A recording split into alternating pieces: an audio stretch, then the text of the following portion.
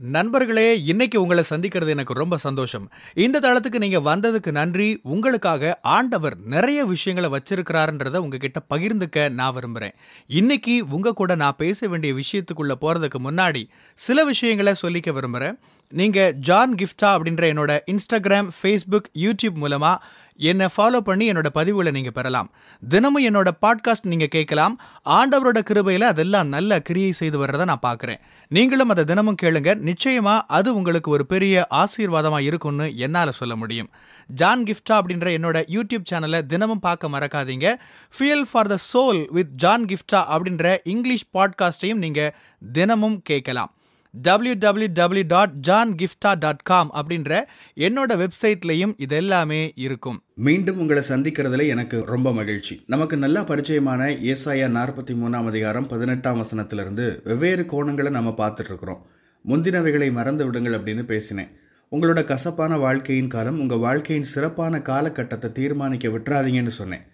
என்ன நடந்தாலும் சரி, நடந்து முடிஞ்சு போச்சு. ஆனால் ஆண்டவர் எனக்காக, என் வாழ்க்கைக்காக திட்டம் வச்சிருக்கிறாரு. நான் சிறப்பான விஷயங்களை நோக்கி முன்னேறி போக போகிறேன். பழையவைகள்லையே நான் மூழ்கி கிடக்க போகிறதில்ல அப்படின்னு சொல்கிற ஒரு இடத்துக்கு நீங்கள் வரணும். அதே வசனத்தில் அடுத்த ஒரு கோணத்தை பற்றி நான் பேச விரும்புகிறேன். நான் மெசேஜ் வெர்ஷன்லேருந்து பேச விரும்புகிறேன். இதில் ஆழமான செய்தி இருக்குது. இந்த பகுதி எனக்கு ரொம்ப ரொம்ப பிடிக்கும். பழைய வரலாற்றை நோக்கி போய்கிட்டே இருக்காதீங்கன்னு சொல்லுது.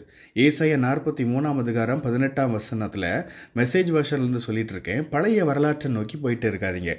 என் வாழ்க்கையில் சில சூழல்களில் நான் இந்த மாதிரி கடந்து போயிருக்கேன். காலையில் எந்திரிச்சதுமே யார் மேலேயாவது கசப்பான எண்ணம் வரும். எதை பற்றியாச்சும் கசப்பான எண்ணம் வரும். நான் காயப்பட்டு நொந்து போயிருக்கிற சமயத்தில் எந்திரிச்சு உட்கார்ந்ததுமே என் மனசில் அந்த பழைய கசப்புகள் அப்படியே நிரம்பும். அந்த காயங்கள், ஏமாற்றங்கள் இதுதான் மனசில் வந்துக்கிட்டே இருக்கும்.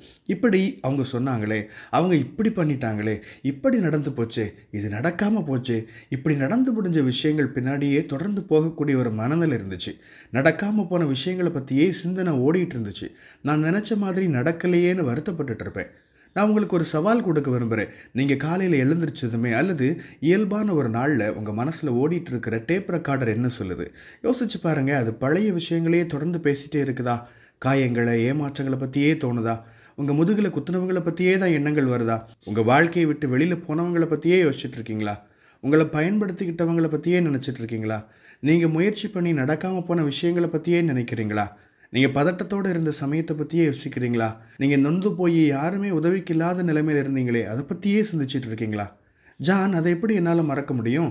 ஆண்டவர் உங்களுக்கு தர விரும்புகிற புதிய காரியங்களுக்கு நேரே நீங்கள் நகர விரும்புனீங்கன்னா உங்கள் மனசில் திரும்ப திரும்ப ஓடிக்கிட்டு இருக்கிற பழைய வரலாறுகளை அகற்றியே ஆகணும்.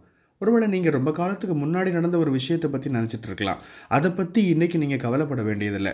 உங்கள் வாழ்க்கையில் இன்றைக்கான விஷயங்களை பார்த்துட்டே நீங்கள் போயிட்டே இருக்கணும். ஒரு போதகர்கிட்ட போய் ஒரு நபர் இப்படி சொன்னாராம். அந்த ஆள் என்னை காயப்படுத்திட்டாரு பாஸ்டர், இந்த ஆள் என்னை ஏமாத்திட்டாரு பாஸ்டர், ரொம்ப ரொம்ப மோசம், வாழ்க்கை இப்படியா போட்டு என்னை படுத்தி எடுக்கும்.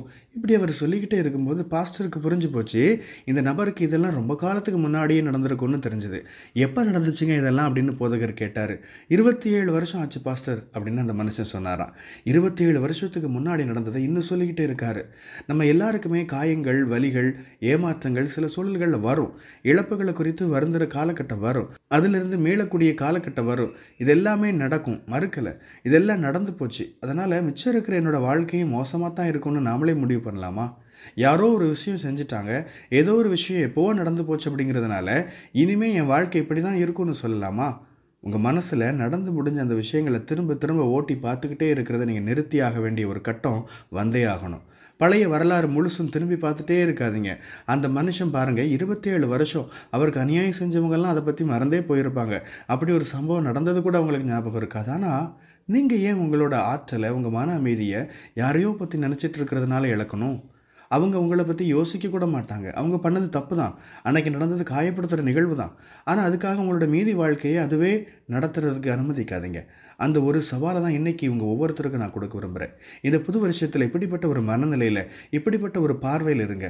உங்களோட முழு ஆவியோட, முழு ஆன்மாவோட, முழு இருதயத்தோட, ஆண்டவரே நீங்கள் எனக்கு உதவுங்க, நீங்கள் எனக்கு உதவி செய்யுங்க, திரும்ப திரும்ப பழசையே நான் நினச்சிட்டு இருக்காதபடி உதவி செய்யுங்க, அதை நிறுத்த உதவுங்க.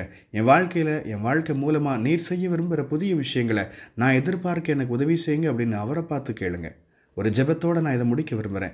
இதை நீங்கள் உலகத்தின் எந்த பகுதியிலிருந்து கேட்டுட்டு இருக்கலாம். தொடர்ந்து நடந்து முடிஞ்ச எதிர்மறையான விஷயங்களை பற்றியே நினச்சிட்டு எதிர்காலத்தை நோக்கி நடக்க முடியாத சூழல் இருக்கிறீங்களா? உங்களுக்கு ஒரு விடுதலை இப்போதே உண்டாகிறது. இயேசுவின் நாமத்தில் ஜெபிக்கிறேன். ஆமேன்.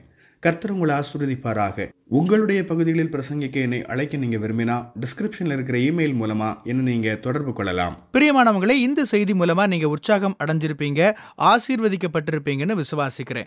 திரும்பவும் ஞாபகப்படுத்துறேன், நீங்க ஜான் கிஃப்டா அப்படின்ற என்னோட இன்ஸ்டாகிராம், ஃபேஸ்புக், யூடியூப் மூலமா என்னை ஃபாலோ பண்ணி என்னோட பதிவுகளை பெறலாம். ஜான் கிஃப்டா அப்படின்ற என்னோட யூடியூப் சேனலை தினமும் பார்க்க மறக்காதீங்க. Fuel for the soul with John Gifta அப்படின்ற இங்கிலீஷ் பாட்காஸ்ட்டையும் நீங்கள் தினமும் கேட்கலாம். பாட்காஸ்ட் எபிசோடுக்கு நீங்கள் உங்களோட ரேட்டிங், ரிவ்யூ கொடுத்து ஷேர் பண்ண மறக்காதீங்க. www.johngifta.com அப்படின்ற என்னோட வெப்சைட்லேயும் இது எல்லாமே இருக்கும். இந்த ஊழியத்தால் நீங்கள் ஆசீர்வதிக்கப்பட்டிருந்து மற்றவங்களுக்கும் இதே ஆசீர்வாதம் சேரணும்னு விரும்பினா நீங்களும் எங்க கூட சேர்ந்து ஆண்டவரோட ராஜ்யத்தை கட்டுற இந்த பணியை உங்களோட நிதி ஆதரவு மூலமாகவும் தாங்கலாம். கூகுள் பே அல்லது நெட் பேங்கிங் அல்லது பேபால் மூலமா நீங்க ஆதரவு தரலாம். எல்லா விவரங்களையும் டிஸ்கிரிப்ஷன்ல நீங்க பார்க்கலாம். ஆண்டவர் உங்களை ஆசீர்வதிப்பாராக.